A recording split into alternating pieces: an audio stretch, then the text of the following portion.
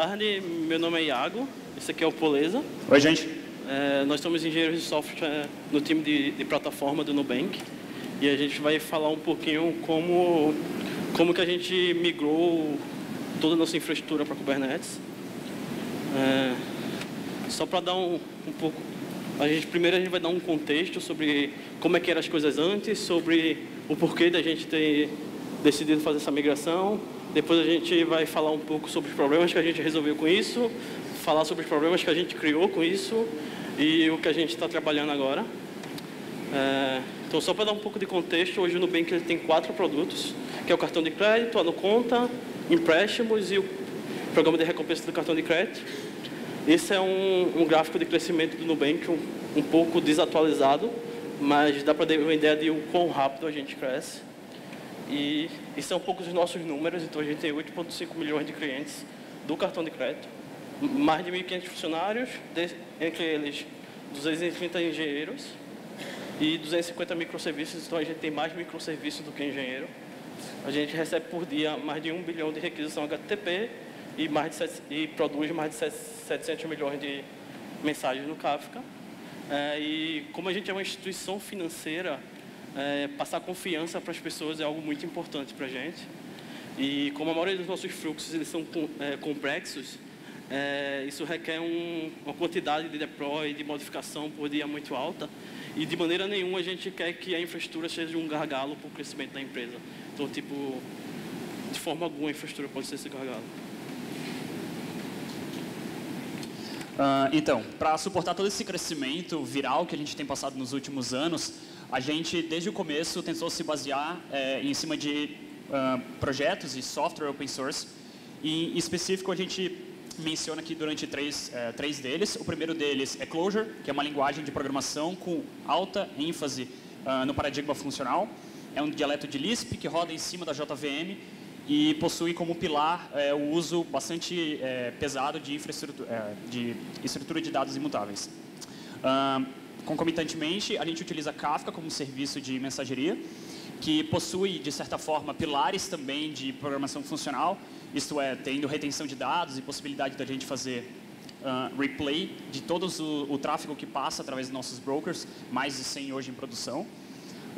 Não apenas isso, mas claro, sempre assumindo que os serviços possuem potência para lidar com essa complexidade.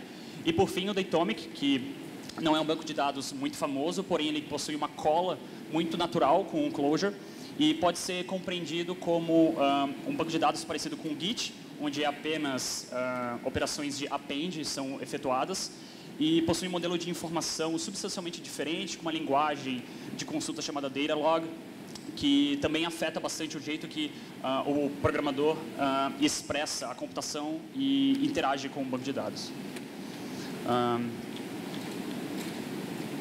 Mas a gente não pega simplesmente esses pilares que estão presentes no dia a dia da engenharia e fica apenas dentro da construção dos microservices. A gente pega muitos desses paradigmas e tenta levar a uma unidade acima disso, a nível de infraestrutura.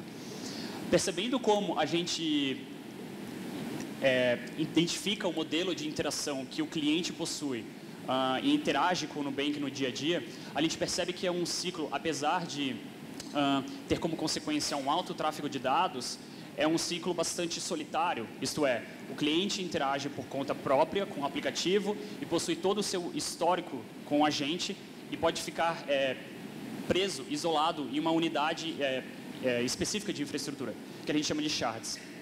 Então aqui a gente pode perceber que a gente tem 3 shards, é um exemplo fictício, hoje em produção a gente tem mais de 10, e cada shard possui uma cópia exata da infraestrutura, a mesma versão de um cluster de Kafka, Kubernetes, como a gente vai ver mais para frente, etcd, a mesma versão dos microservices, e cada shard, como a gente considera, possui capacidade de aguentar aproximadamente 1 milhão de clientes.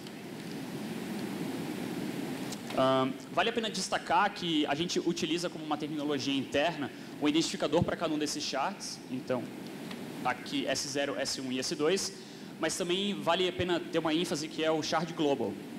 Tecnicamente ele não é o shard porque ele não armazena nada do que tange faturas e qualquer coisa que tenha a ver com o histórico financeiro do nosso cliente, mas esse shard global ele é bastante importante para fazer o roteamento do mundo externo que, de fato, não conhece essa divisão lógica da nossa infraestrutura e, portanto, pega um dado, como, por exemplo, uma autorização do cartão de crédito do André, que está chegando do mundo externo, chega até esse shard global, consegue saber, através de um conjunto de serviços, em que shard que o André está localizado, e a partir disso começa a redirecionar o tráfego apenas para uma seção específica da nossa infraestrutura. Não apenas isso é uma vantagem também de conseguir ter uma maneira determinística de reproduzir nossa infraestrutura a ponto de conseguir entrar mais clientes dentro dela, mas também um efeito colateral positivo que isso traz é que a gente consegue ter falhas localizadas se um cluster de Kafka, especificamente aqui, cai. Isso não vai acarretar num outage global do Nubank, e apenas um shard vai ser afetado e, consequentemente, apenas uma parcela. A gente consegue mitigar muito mais os problemas que acontecem. Mas, como pode imaginar, a gente tem um conjunto hoje de 10 shards, isso considerando apenas ambiente de produção, existem outros conjuntos de ambientes e shards que a gente precisa também lidar, e a gente não consegue atingir esse mecanismo de construir infraestrutura sem uma grande automação em cima disso. Então, a gente baseia alguns projetos internos, algumas abstrações que o time de plataforma conseguiu construir nesses tempos, e um deles é o conceito chamado de definitions. Definition nada mais do que um arquivo idem. Idem pode entender como uma vertente ou talvez entendendo como um dialeto de JSON que tem uma cola bastante boa com Clojure, em que a gente consegue expressar todas as unidades deployable na nossa infraestrutura, variando desde templates de alerta que são do Prometheus, até especificações de tabelas do Dynamo, até especificações de environment, ou seja, um nível acima na abstração, e por fim, services, Redis, clusters de Kubernetes, Kafka e etcd, e até mesmo squads. Ou seja, toda a nossa infraestrutura está mapeada como código, possui code review e assim por diante, todos os benefícios que a gente já sabe. Trazendo, assim, um pouco mais na prática, essa, por exemplo, é uma especificação de etcd, onde a gente consegue colocar um squad que é designado, ou seja, que toma conta dos clusters de etcd, os ambientes e, por consequência, os shards onde eles estão deployados, a nossa especificação de distribuição dos nós de etcd. Boas práticas exigem que tenha um número ímpar, a gente utiliza 5 porque a gente consegue, por teoria, se recuperar de uma falha em uma AZ específica da AWS, que é onde a gente roda toda a nossa infraestrutura, quase toda. Especificações de disco, workload, que seria, em termos bem simples, um mapeamento do instance type para que instância da AWS isso vai gerar, e por fim uma versão. Isso agora também é uma especificação de um serviço em que possui um shard, um squad designado, no caso no conta, como que funcionam os data stores, ou seja, esse serviço aqui, por exemplo, tem um datomic declarado, essa especificação aqui, name, vai se tornar relevante no próximo slide. Mas também tem todas as pipelines que isso possui, que é um Clojure Service, os tipos de alertas que foram, no slide anterior, a gente deixou retratado como Alert Templates, ou seja, a gente consegue colocar aqui um endpoint específico quando está mostrando que está tendo falha no serviço, a gente trata isso com uma severidade crítica. Configurações de scaling, size, min size, max size e target CPU, todos esses dados que estão sendo declarados aqui são frutos de abstrações que o time do Platform constrói e possui total controle. Isso elevado com o Clojure Spec, uma biblioteca para checagem de tipos, assim pode-se compreender, a gente consegue pegar todos os 250 microservices que o Iago estava falando e consegue validar se todos eles, por exemplo, possuem que o min size é menor do que o max size e fazer validações mais fortes em cima disso. Por fim, um último exemplo, a gente tem aqui o datomic declarado na outra definition do service, que é o datomic do Lolo, ou seja, o datomic pode entender como uma aplicação stateless que ela é responsável por fazer as escritas no banco de dados, que no nosso caso é o Dynamo. Então, a gente tem uma spec diferente que a gente consegue expressar especificamente do Dynamo, se a gente quer, por exemplo, ter um transactor standby, que pode assumir em caso de falha, e assim por diante. É um negócio legal nesse definition, porque é uma coisa que já existia antes do Kubernetes, e a gente conseguiu migrar do que tinha antes para o Kubernetes, sem mudar a interface que o usuário usava. Então, para ele, continua sendo a mesma spec, a gente só gera uma coisa nova. Perfeito. Mas tá, como todas essas coisas que estão declaradas nesse repositório acabam virando magicamente algum pedaço de software rodando em cloud. A gente utiliza esse projeto Definition Repositório, que por fim de todas essas validações na pipeline acaba jogando organizadamente dentro de um folder, num bucket do S3, e a gente consegue, por shard, pegar a definição daquele serviço especificamente. A gente, por fim, utiliza o deploy, que é um projeto interno, totalmente escrito em Clojure, que atua como uma espécie de wrapper para a API da AWS. A gente, por exemplo, faz checagens sobre qual o estado da rede atual, quais são as VPCs, as subnets públicas e privadas, configurações de NAT, Internet Gateway e assim por diante. E, por fim, utilizando esses recursos definidos, a gente consegue expandir para algo mais complexo, que é, no final das contas, um dos grandes objetivos do Platform, de tirar a complexidade do restante da engenharia, onde ela consegue declarativamente especificar quais são essas unidades que fazem algo realmente útil para o Nubank, e com apenas um simples comando a gente consegue gerar um cluster de Kafka, Kubernetes, etcds, Zookeeper, Redis e assim por diante que para na nuvem. Uma das coisas que a gente acredita também é que quando você vai fazer uma atualização, vai trocar a versão do sistema, mudar a versão de Kafka, qualquer coisa do tipo, existe uma chance muito grande de dar errado. Então, tipo, imagina que a gente, sei lá, tinha quase 4.000 instâncias, imagina fazer SSH em todas elas, rodar comando, atualizar coisa. Tem uma grande chance de um desses comandos falhar e a gente chegar num estado que a gente não consegue ter um rollback fácil. Então, uma coisa que a gente acredita é infraestrutura imutável. Então, sempre que a gente tem uma versão do Nubank rodando e a gente quer fazer... Isso não é deploy de serviço. Deploy de serviço acontece na mesma versão. Mas se você quiser mudar a versão do Kubernetes, por exemplo, a gente cria todo o Nubank do zero, dado que a gente já tem automação para fazer isso. A gente tem algumas ferramentas que valida que todos os serviços estão na mesma versão, valida que essa nova infraestrutura está funcionando. E aí a gente simplesmente vira o DNS para a nova estrutura, desliga o DNS da antiga, espera todas as mensagens que estão no Kafka ser consumido, e aí a gente deleta a stack antiga e a gente só fica com a nova. E é assim que a gente faz qualquer mudança grande de infraestrutura. Tá, legal, mas como afinal de contas a gente está aqui falando sobre Kubernetes e nossa experiência até agora, mas antes de Kubernetes existia um outro mecanismo, e como que funcionava até então?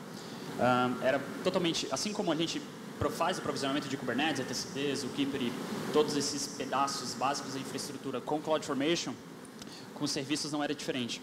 Então, a gente gerava uma stack de CloudFormation por serviço, por shard, por versão da infraestrutura, como é a V1 e V2 que a gente tinha anteriormente.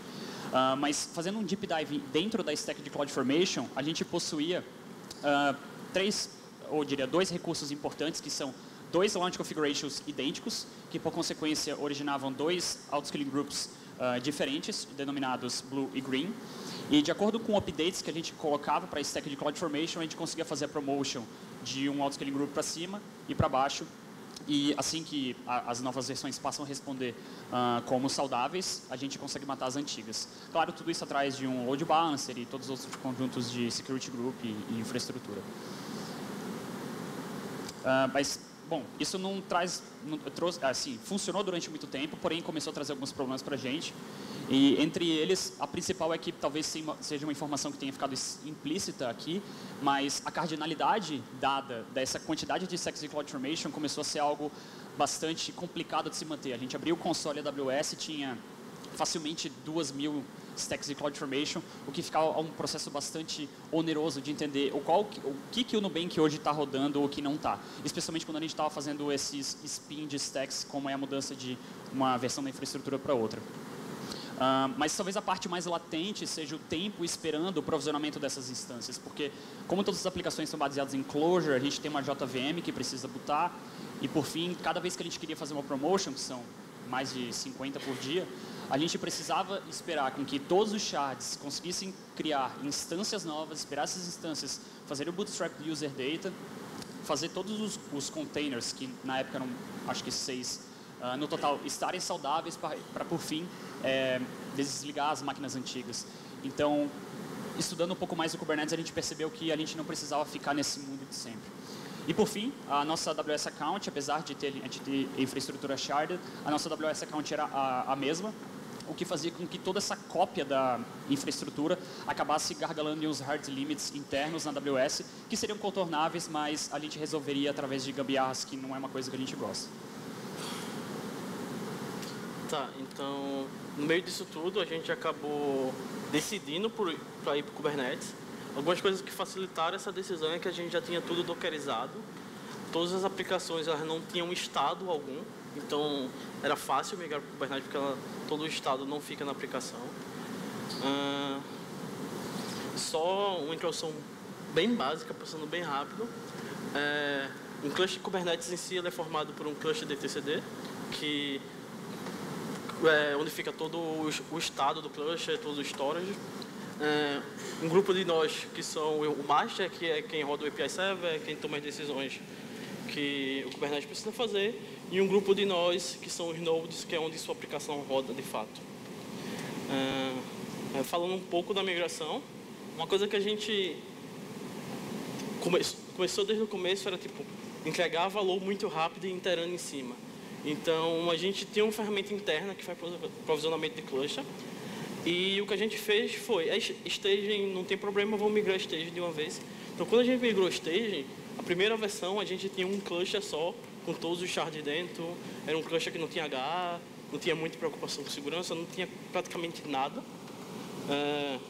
Isso foi bom, porque a gente simplesmente foi lá, criou uma versão nova da infraestrutura usando Kubernetes, apagou a antiga e deixou que o resto da engenharia se acostumasse com a ideia. A gente também aprendeu bastante. Foi o tempo que a gente começou a implementar HA no cluster, foi o tempo que a gente começou a se preocupar com questões de segurança. Tá. E uma coisa que a gente tem lá no Nubank, a gente tem uma command line chamada Nucleo, que ela faz desde postar mensagem no Slack a interagir com a infraestrutura. E a gente tinha um conjunto de comandos dela que era usado pela engenharia para interagir com a infraestrutura. Então, sei lá, desde fazer SSH numa instância, a reiniciar um serviço, a escalar, a fazer dump de um frame graph ou qualquer coisa do tipo. Então, o que a gente fez foi, a gente implementou o Nuka 8S, que tem a mesma interface, sendo que, em vez de interagir com a stack antiga de CloudFormation, interagia com o Kubernetes. Então, tipo, isso foi bem transparente. E depois que a gente se acostumou com a ideia e que a nossa ferramenta de provisionamento de cluster já tinha um nível aceitável, a gente começou a migrar a produção de fato, sendo que a gente ainda não queria tomar muito risco.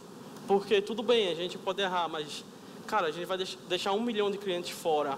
Assim, quando a gente pode evitar, a gente preferiu evitar. Então, o que a gente fez foi, a gente criou um shard novo para Kubernetes, deixou os antigos, era um shard que não tinha cliente. E aí, a gente mudou 1% dos novos clientes para ir para esse shard novo. Quando esse shard tinha, sei lá, 1, 2 clientes, a gente voltou 100% para o shard antigo. Esse shard ficou com poucos clientes, a gente brinca que são os clientes mais caros do Nubank, porque tinha uma puta infraestrutura para eles. E a gente também usa o Nucleo para tudo, então era só atualizar e rodar um comando do Nucleo que a gente conseguia mudar para que shard os clientes estavam indo. E isso é uma parte engraçada, porque durante esse rollout a gente pegou muito problema. A gente, sei lá, a gente descobriu que o nosso H não era tão H de verdade. A gente descobriu que tinha aplicação dentro do Kubernetes performando 5 vezes pior.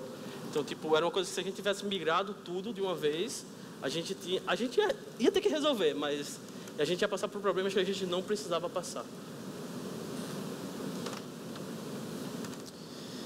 Bom, por fim a gente chega numa parte mais delicada, porque a terceira e última parte que a gente envolve, a gente já conseguiu fugir um pouco da complexidade dos riscos, porque a gente começou com staging, a gente conseguiu fazer com que a engenharia fosse se acostumando com a ideia, porém um ambiente de staging, tipicamente, é um ambiente que, olha, eu vou verificar se as minhas aplicações estão subindo corretamente e tal, mas, sendo franco, o bicho pega em produção mesmo. E a gente tentou se proteger disso, a gente criou um shard novo, a gente fazia com que um ciclo inteiro de fatura do cliente pudesse ser, de fato, acompanhado com os outros times que possuíam um contexto muito maior de negócio, então envolveu colaboração com os outros times, mas ia chegar um momento que não ia dar mais conta. A gente ia precisar pegar um shard que tinha 1 milhão de clientes aproximadamente e fazer um shift total, que era o jeito que a gente prefere lidar, de uma vez só. Não apenas isso, mas na prática a gente ia ter, a estratégia que a gente escolheu é de ter 2 shards ao mesmo tempo na infraestrutura e, portanto, todo o nosso CI tinha que fazer deployments nos 2 shards ao mesmo tempo. O tooling interno precisou também ser adaptado para fazer com que, se eu estou fazendo o scale de um serviço, eu faço nas 2 stacks, afinal a carga vai estar sendo distribuída. E, por fim, o monitoramento também mudava um pouco, porque anteriormente a gente fazia scraping do Prometheus em instâncias de C2 e depois passou a fazer em pods do Kubernetes. Então, a estratégia aqui adotada a gente quer e precisa fazer um estrangulamento lento de shard por shard, e aí sim a gente consegue conquistar toda a infraestrutura em produção do Nubank. Mas, beleza, vamos dissecar isso na prática. Então, a gente tinha, esse era o estado atual, corrente. Na prática, a gente não tinha apenas 4 shards, eram mais, mas para efeitos ilustrativos a gente reduziu um pouco o número. Então, o que acontece? A gente tinha um shard que ainda não tinha sido migrado. Por exemplo, o Global, ele possuía um conjunto de registry no Route 53, estava recebendo requests do mundo externo, e por fim, eu conseguia se comunicar com o Kafka. Maravilha. Então, como que a gente decidiu adotar? Sendo cauteloso, porém conseguindo avançar rapidamente, que isso trouxe alguns problemas, como a gente vai ver no futuro. Primeira etapa, subir essas aplicações no cluster de Kubernetes com os consumers de Kafka desligados. O que na prática fazia com que essas aplicações aqui não fizessem nada, porque não existia request dos DNS com peso Route 53 apontando para cá, então na prática não estava recebendo request HTTP. E por fim, como os consumers não estavam ligados, que foi uma configuração no deployment, a gente também não estava alterando o cluster de Kafka, onde vale lembrar, apesar de ter uma estrutura radicalmente diferente, a gente fazia com que os consumer groups que apontavam para esse cluster de Kafka possuíam o mesmo nome. Então, no final das contas, a gente não teria problema com gerenciamento de offset e coisas do tipo. A segunda etapa depois que a gente criou todas essas aplicações, a gente estava fazendo isso em produção. Ou seja, todos esses 50, 100 deployments que a gente faz por dia estavam acontecendo nesse momento durante essa parte laranja. Não sei se é laranja, assumo que é laranja. Então, a gente precisava, depois que todas essas aplicações subissem no cluster e começassem a responder que estavam saudáveis, a gente precisava garantir que, ok, pode ser que o mundo tenha mudado e a gente precisa correr atrás e fazer com que essas versões fiquem idênticas. Então, a gente parava temporariamente as promotions no nosso GoCD e deixavam que essas 2 versões estivessem totalmente idênticas e todos os microservices estavam rodando naquele shard naquele momento. Por fim, a gente, depois que tem isso garantido, a gente atualizava as aplicações para ligar os consumers de Kafka. Então, elas conseguiam, nesse período, consumir as mensagens e ajudar até a drenar um pouco as mensagens que estavam em tópicos bastante grandes. Por fim, a gente usou uma dança de DNS, como a gente chamava internamente, que é pegar um registro do Route 53 e colocar peso no direcionamento, onde a gente conseguia colocar, a início de conversa, 90% da carga para a stack de CloudFormation e 10% para a stack de Kubernetes, onde a gente poderia fazer um load. A gente verifica se o HPA, por exemplo, está reagindo bem, se a gente configurou o Metric Server direito, se todos os componentes externos do Kubernetes estavam funcionando como a gente imaginava. Ao passo que isso acontecia, a gente poderia lentamente desligar as instâncias de C2 que estavam na infraestrutura, não do nada, mas a gente poderia reduzir, por exemplo, se tivesse em um determinado microservice 2 instâncias aqui e 2 réplicas de pods aqui, a gente poderia deixar apenas um aqui e depois ver de acordo com o load se o Kubernetes por conta própria já poderia reagir através das políticas HPA instituídas ou se a gente precisava de fato fazer um scale manual. Acabou precisando que o HPA respondeu bem com a gente, então isso não foi uma preocupação. Mas, ao passo que a gente conseguia desligar todas as instâncias, a gente tinha finalmente conseguido estrangular um shard novo. Então, isso parece uma história de sucesso, né? Porque a gente conseguia, como tinha dito no começo, conquistar o Nubank shard por shard, passando e passando, conquistando cada um deles.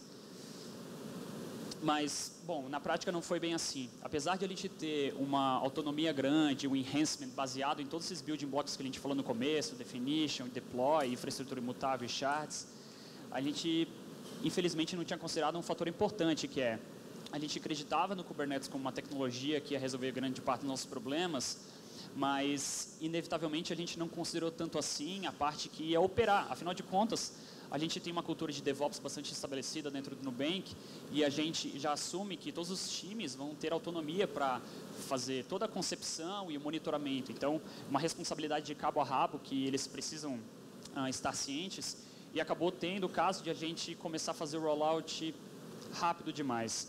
Então, essas foram frases que a gente escutou por volta de outubro, novembro, que é, calma lá, tem Black Friday, existe uma carga muito grande, a gente não se acostumou ainda com o tooling. Apesar de a gente investir bastante em tooling para fazer com que as abstrações fiquem escondidas, debaixo do pano, inevitavelmente, na hora de um troubleshoot, durante um crash, a engenharia vai precisar descer um nível e entender o que está acontecendo. Então, se não tem muito esses conceitos mastigados e internalizados, o que é um Node, o que é um HPA, isso não vai dar certo. A gente precisa considerar, a gente precisa ter empatia, todo time de plataforma precisa ter empatia pelo restante da engenharia para conseguir, de fato, fazer com que as mudanças, culturalmente falando, ou até mesmo técnicas, sejam proliferadas. Então, a gente ouvia perguntas do tipo, por que o Elastic Load Balancer do meu microservice aponta para todos os nodes do cluster? Qual é a função da HPA? O que muda no monitoramento e troubleshooting? A gente não poderia ficar alheio e simplesmente falar que não é o nosso problema, porque afinal de contas, a gente está fazendo o rollout da tecnologia, então a gente precisa oferecer mecanismos para que a engenharia sinta-se confortável. Ontem a gente teve uma palestra do Bruno Gysi, em que falava que um dos pilares básicos do time é o estabelecimento de confiança. Aliás, até o restante da engenharia poderia ter confiança de que o cluster estava resiliente com todos os aprendizados das etapas anteriores, mas se a engenharia não conseguia internalizar isso de fato, o esforço era todo jogado fora. Então, a gente investiu em Platform Buddies, que seria, digamos, uma pessoa que tem um interesse, que quer evoluir mais na parte de infraestrutura e ser um ponto de disseminação de conhecimento dentro dos squads. Feedbacks, que a gente fazia via Slack para ter pelo menos um feedback inocente a princípio, para saber de como eles estavam sentindo. Bootcamps, que a gente gastou praticamente o mês de novembro inteiro só fazendo bootcamps e tentando, na prática, mostrar como que o Kubernetes funcionava. Guilds também, um grupo autocontido e auto-organizado pela própria engenharia do Nubank, faz com que a gente consiga ter essa disseminação funcionando bem. E, por fim, melhorias nos clusters, que a gente tinha que assumir que os clusters não estavam ainda num estado perfeito, mas é melhor estar feito do que perfeito. A gente não consegue antever todos os problemas que vão acontecer e, por conta disso, a gente tem que simplesmente abraçar o caos. Então, esse era um exemplo que mostrava com uma enquete rápida qual que era o nível de conforto que a engenharia estava tendo, e aqui a gente pode perceber que 93%, uma margem considerável, estava se sentindo confortável o suficiente para operar os próprios serviços. E aí sim, por fim, a gente conseguiu concluir essa migração. Tá. Uma parte interessante durante essa migração é que a gente percebeu que a gente quase não se envolvia em incidente, era sempre uma coisa que os times tocavam sozinho. E aí a gente começou a se envolver mais e a gente começou, não, isso aí tá errado, porque se a gente for ter que se envolver em todo incidente, isso não vai escalar nunca. Então, foi por isso que a gente parou também para dar treinamento. E o engraçado é que quando a gente começou, acho que o primeiro que a gente migrou levou, sei lá, um mês, o último levou 2 dias. E era um negócio que a galera tava, e aí, quando é que vai terminar? Porque eles começaram a sentir, durante incidentes, que era muito mais fácil se recuperar no Kubernetes do que no CloudFormation. Tá, falando um pouco sobre o que a gente tem lá, de Kubernetes, a gente escolheu por ter uma ferramenta própria que faz o provisionamento do cluster. No bootstrap do cluster em si, a gente usa KubeADM, mas o resto todo a gente gera com Clojure. A gente tem alguns serviços Clojure e poucos serviços Python. A gente usa Calico como plugin de rede. Cada cluster tem 2 Prometheus para fazer o monitoramento dele. A gente usa alguns plugins conhecidos. A gente usa CoreDNS, usa FluentD para log, Open Policy Agent para fazer algumas coisas besta, tipo, eu não quero deployment que use uma imagem que não é do registro do Nubank. Então, para variar esse tipo de coisa. Como o Poleza falou, A gente escolheu por ter 5 etcd porque a gente quer ter o poder de fazer manutenção em um nó quando o outro está ruim. Tá, então cada shard daquele que o Paulista falou tem um cluster do Kubernetes, cada cluster tem 2 Prometheus. Fora do cluster a gente tem Kafka e Zookeeper e todos os bancos de dados da aplicação. Quando a gente faz o clone da infraestrutura, o que muda é o Kafka e o Kubernetes. O Zookeeper e os bancos de dados eles continuam o mesmo entre uma infraestrutura e outra. A gente também tem um cluster que é para coisas de monitoramento. Então, nesse cluster roda a Grafana, roda Thanos para fazer a agregação de todos esses outros Prometheus, roda a Alert Manager, roda a Jaeger, todas as coisas de monitoramento que a gente precisa rodar. Tá. Muito do que a gente se preocupou durante a migração é que a gente não queria perder todo o controle que a gente tinha, todos os requisitos de segurança. Então, tipo, a gente loga tudo. Ontem teve a palestra do pessoal de segurança do Nubank e eles falaram bastante o quanto que log é importante para o time de SOC, porque eles conseguem prever anomalias. Então, a gente já usava Splunk, então foi fácil. A gente manda todos os logs, tanto para o S3 para ter uma retenção mais a longo prazo, e manda para o Splunk também. A gente loga tudo no modo mais verboso possível.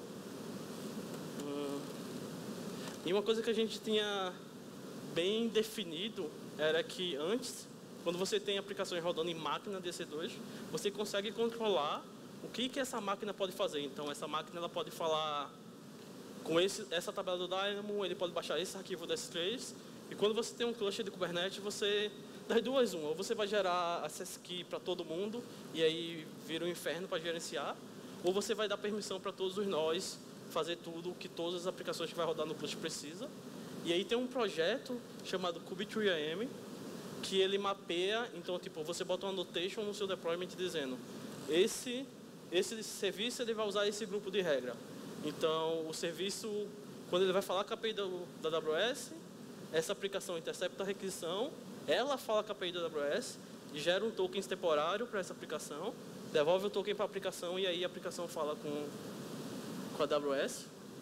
Outra coisa que a gente precisou fazer também era como que os usuários, os engenheiros do Nubank iam conseguir se comunicar com o cluster. A gente não queria gerar certificado para todo mundo, porque aí uma pessoa sai ou não precisa ter mais acesso, a gente tem que revogar tudo. Então a gente acabou usando, todo engenheiro ele tinha uma conta na Amazon, então ele já tinha as credenciais da Amazon. Então a gente usou um projeto da Reptio que trata isso. Então no Nuclei já faz isso sozinho. Então tipo, se ele quiser usar o Nuka 8SCTL, ele vai pegar um token para o cara que o Kubernetes sabe usar. Mas se ele quiser usar o kubectl, ele pode configurar para falar direto com o cluster. Isso. Tá, e depois da migração? Coisas que a gente aprendeu bastante é que não adianta a gente fazer nada sozinho. Se a gente não tivesse um engajamento do restante da engenharia, nada teria dado certo, porque tipo, no final eles que vão operar, no final a gente não entende de fato como os serviços funcionam, porque é eles que fazem os serviços. Então foi bem importante a participação do resto da engenharia. Uma coisa legal foi que começar pequeno. Se a gente tivesse esperado a gente ter toda uma ferramenta que conseguia rodar um cluster que estava pronto para produção, a gente ia ter demorado todo um tempo, o pessoal não ia ter se acostumado com a tecnologia e provavelmente a gente ainda ia para a produção e ia achar mais problemas. Então foi legal a gente ter começado com um cluster que não tinha nada e ir evoluindo ao tempo. E tipo, uma coisa que a gente sabe é que isso foi só um pequeno passo. Então, tipo, ainda tem muito mais coisa para resolver. Tipo, o Kubernetes por si só não resolveu todos os nossos problemas. O Kubernetes resolve muitos dos nossos problemas, mas introduz mais complexidade e traz outros problemas também que a gente tem que resolver. A gente tem prebook para quase tudo, então tipo, é bem injusto você estar um call, receber um alerta e não ter um prebook que te diga o que fazer, porque não vai adiantar nada, você só vai acordar outra pessoa. Esse é apenas o primeiro passo, já foi. Tá, alguns resultados. Uma coisa que a gente esperava era que a migração por Kubernetes ia reduzir custo, e não foi bem assim. Teve um leve aumento. E aí a gente parou para ver o que é que trouxe de benefício. Como a gente disse, a gente tem vários deploy por dia e eles ficaram pelo menos 3 vezes mais rápido, então economizou cerca entre 40 e 60 horas por dia, tanto de entregar funcionalidades novas, como de diminuir o tempo para se recuperar de falhas. Eu acho que todo mundo deve ter percebido, mas quando a gente clona a infraestrutura, e quando a gente tem uma infraestrutura grande, isso custa muito caro. Então, a gente conseguiu também reduzir o tempo que a gente leva para clonar essa infraestrutura de 8 para 4 dias. Então, só de conta de Amazon, nesse período, a gente consegue, durante esse período de clonagem, a gente consegue economizar $80 mil nesses 4 dias. E sem contar que são 4 dias de engenheiros, a menos de engenheiros dedicados a esse processo, que é um processo bem manual e chato, então quanto mais rápido e automatizado ele for, melhor.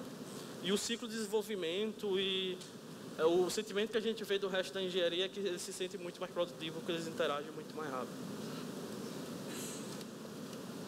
Tá, beleza. E o que a gente está fazendo agora, depois que essa primeira iteração foi feita?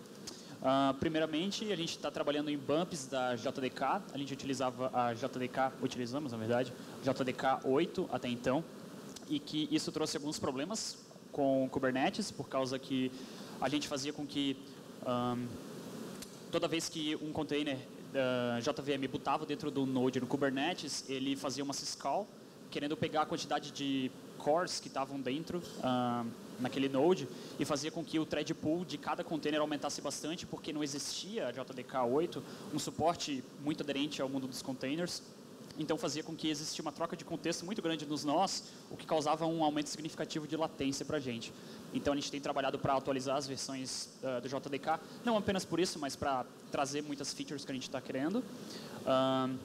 Rolling updates muito rápido. Esse foi um dos problemas que a gente enfrentou, por causa que a gente definia na configuração do deployment um max surge de 100%, e isso com um combo junto com um HPA bastante sensível fazia com que um deployment de um serviço que tinha, não sei, por exemplo, 16 réplicas, dobrasse temporariamente para 32, quando o réplica 7 está criando os novos pods, mas percebendo que existia um aumento de CPU considerável no começo para fazer todo o boot dos components internos da aplicação em Clojure, esse HPA ficava descontrolado e fazia com que a gente acabasse com 64 instâncias, réplicas, e por conta disso acabava balançando o cluster de Kafka por causa da nossa implementação do cliente. Então, isso a gente teve que paliativamente reduzir esse max surge para 50% e fazer uma promotion um pouco mais gradual, eu diria. Então, esse foi um dos problemas bem chatos de serem resolvidos, porque ocasionou bastante crashes e bastante pós-mortem tentando identificar exatamente qual era a raiz do problema. Sem mais amarras com a AWS especificamente, porque toda vez que a gente está querendo criar uma instância, a gente tinha que fazer, determinado serviço precisa dessa máquina, então eu tenho que caber ela dentro dessa caixa da AWS. A gente consegue uma granularidade muito maior na especificação dos resources em deployment, e a gente conseguiu fazer um right sizing muito interessante que o time de visibilidade fez, muito obrigado por sinal, e que acabou tendo uma redução significativa dos custos. Spot instances também, por causa que a gente não é que a gente não poderia usar antes, mas agora a gente tendo uma homogeneidade no Autoscaling Group, um instance type só, a gente consegue bater na API da AWS, ver o custo do Spot Instance e tomar automação em cima disso. Então, é um projeto que a gente está começando a experimentar. Por fim, Node Pools, que, claro, atrelado com Spot Instances, a gente consegue reduzir custos no sentido de que a gente está tendo que colocar o Instance Type pelo baseline utilizado através do serviço que mais consome recurso, por causa que, bom, como a gente só tem um Autoscaling Group, ele pode cair em qualquer uma das máquinas, então a gente não pode ter uma heterogeneidade muito grande. Porém, a gente fez uma abstração interna que funciona mais ou menos como o GKE funciona, e a gente consegue suportar diferentes Autoscaling Groups registrados no mesmo node. E por fim, Chaos Engineering, eu sei que é um hype, tudo bem, tal, calma lá, mas a gente precisa dominar essas novas complexidades inseridas na infraestrutura. O Kubernetes é um projeto maravilhoso, mas isso não vem de graça. Existem muitas moving parts. A apresentação do Katz antes estava mostrando quais todos os build blocks fazem parte, e a gente precisa de alguma forma se antever esses problemas para criar confiança em todos os sistemas e todos aqueles benefícios que a gente já conhece de Chaos Engineering. Rapidamente passando por uma timeline para saber todo esse evento que aconteceu, a gente pode considerar que em abril de 2018 a gente fez a migração de fato para a staging. Em junho a gente definiu esse plano de migração, que na prática significa como a gente estrangulava shard a shard. E em julho de 2018 a gente criou esse shard novo, o S6. Na ilustração estava um outro shard, mas eram 6, então dá para imaginar que tinha S5 ao S0 mais global para migrar ainda. Depois disso, na migração do primeiro shard com muitos clientes, e a gente fez uma retrospectiva. Tá, isso deu certo? Não deu certo? No nosso caso, deu certo porque a gente fez devagar, a gente fez junto com o time de monitoramento, que é para a gente, assim que detectasse alguma coisa, a gente poderia fazer um rollback facilmente. Por fim, em outubro, a gente fez a migração de 4 outros shards, que foi no momento em que a gente escutou: calma lá, jovem, vocês estão indo rápido demais. Em novembro, a gente gastou praticamente o mês inteiro preparando material, fazendo bootcamp, tentando mobilizar a engenharia para ficar mais próximo do nosso time. Dezembro, bom, férias, afinal de contas, é um período que grande parte da engenharia acaba saindo e a gente não seria prudente, justamente com 2 shards faltantes, a gente fazer isso e depois as pessoas voltam para o trabalho e percebem: meu Deus do céu, tem outros 2 shards significativos. Especificamente o Global, que é responsável por fazer esse routing, tinha umas operações delicadas que a gente precisava considerar antes de fazer o chaveamento completo. Mas por fim, depois de janeiro de 2019, a gente migrou os 2 últimos shards, que a última migração levou 2 dias, o S0 3 dias. Então a gente conseguiu ter um crescimento na velocidade de entrega, mas como a gente tentou deixar enfatizado durante toda a apresentação, não adianta apenas entregar rápido, tem que existir uma colaboração com o restante da engenharia, senão o esforço não é nem de perto traz o valor que poderia trazer. E quando a gente fala de férias da engenharia, a gente inclui a gente também tem é claro. Então, muito obrigado pela apresentação, a gente está contratando, Sempre. Quem está interessado em vagas.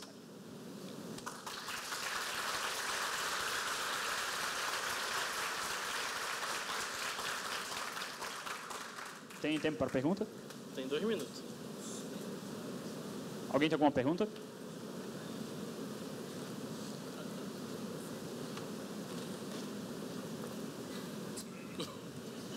Ali vocês mostraram a questão do autoscaling, né? Usando a parte de escalar os workloads lá. Mas dentro da estrutura de vocês hoje, vocês também escalam a parte de nós, o tamanho dos shards ali, a quantidade de nós por talvez o uso durante dia e noite, diminuir também para reduzir a questão de custo, para essa questão de cloud e tudo mais? A gente usa o cluster scale normal para escalar. A gente usa nó bem grande, então a gente usa M5 12x. Em média, os clusters no pico tem 100 nós por cluster. Deu uma reduzida de custo, mas eu acho que o grande problema foi que, tipo, como a gente usa nó muito grande, a nossa aplicação ela ficava trocando de CPU, então tipo, o preço do contexto switch era muito alto e a gente teve que usar CPU 7, que ele trava, essa aplicação aqui vai rodar exatamente nesses processadores aqui, e o que acontece é que quando faz isso você tem que usar o request e o limit igual e tem que ser inteiro. Então o que a gente tinha antes, que tipo, todo mundo fazia Kubernetes de ter overbook, a gente parou de ter, a gente tinha que usar um número inteiro, então isso que aumentou o custo, eu acho que aumentou quase 30% o custo isso. Tem tempo ainda? Deixa eu rolar aqui.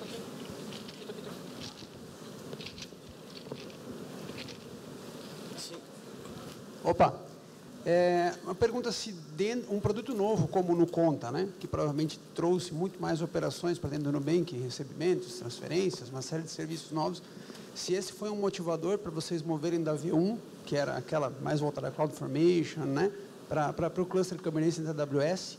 Essa é uma pergunta. E se nesse move, até complementando a pergunta anterior, se vocês perceberam, agora que está mais estabilizado, uma redução de custos direto de infraestrutura? Tá. A primeira parte, talvez a gente não tenha se expressado direito, mas os motivadores para a criação de novas versões da infraestrutura não são necessariamente novos produtos ou alguma necessidade de negócio. A gente faz essas novas versões de infraestrutura caso a gente queira fazer, por exemplo, um bump do Kubernetes, da 1.12 para 1.13. Ou seja, a gente está mexendo no pilar básico da infraestrutura, então a gente quer replicar tudo do zero para garantir que a gente tenha essa homogeneidade entre os shards. Porque senão um shard vai estar com uma versão, outro shard vai estar com outra versão, e pode ter comportamentos que ficam difíceis de detectar. Então, A NuConta já existia muito antes da gente migrar para o Kubernetes e, de fato, não foi um motivador. Na verdade, o próprio time de platform que decide se a gente quer ou não fazer um spin de stack. Geralmente, os dois grandes motivadores são ou uma atualização significativa em alguma parte da infraestrutura, seja um bump de Kubernetes, Kafka, Zookeeper e assim por diante, ou então a criação de novo shard. Isso a gente não entrou em muitos detalhes, mas a única forma até então de fazer com que o novo shard seja criado e reconhecido por aquele shard global era através de um spin stack. Então, a partir do momento que a gente percebia, ok, a gente precisa criar mais um shard, a gente tinha que fazer um spin stack inevitavelmente. E a segunda parte era em relação a custos. É que assim, a vertente de custos, são muitas formas diferentes de atacar esse problema. A gente pode ter spot instances, a gente pode fazer bump da JDK, a gente pode fazer right sizing, agora que a gente tem uma granularidade maior. Então, a gente está trabalhando, cada time, especificamente time de visibilidade, está trabalhando em right sizing, fazendo uma ferramenta que atua em cima daquelas definitions, bate nas métricas do Prometheus, vê o uso das últimas 2 semanas, calcula um desvio padrão, para que consiga se sentir confortável em sugerir, olha, nas 2 últimas semanas o workload é esse. Então, a gente consegue sugerir, faz o commit no código, CI e já coloca essas mudanças em produção. Então, são muitas maneiras diferentes da gente resolver o problema. A mais próxima de estar sendo efetivada mesmo é através do right sizing, que é um projeto que já está acontecendo, mas spot instance a gente está investigando ainda, porque não dá para fazer uma coisa, tão na louca. Assim, a gente tem todo o nosso workload stateless, todos os serviços, a gente pode matar as instâncias de Node sem problema nenhum, mas a gente quer ter totais garantias de que a operação não vai ser afetada, para não causar ruído no restante da engenharia. Então tem que ser com um pouco mais de cautela. Respondeu a pergunta? A gente vai estar aqui fora respondendo... Opa, pode entregar para ele. Os dois? O outro é dele. Ah, tá. A gente vai estar aqui fora respondendo perguntas, caso vocês queiram entender um pouco mais como a gente fez, alguma coisa que não ficou muito bem explicada. Mas obrigado pela atenção. Valeu.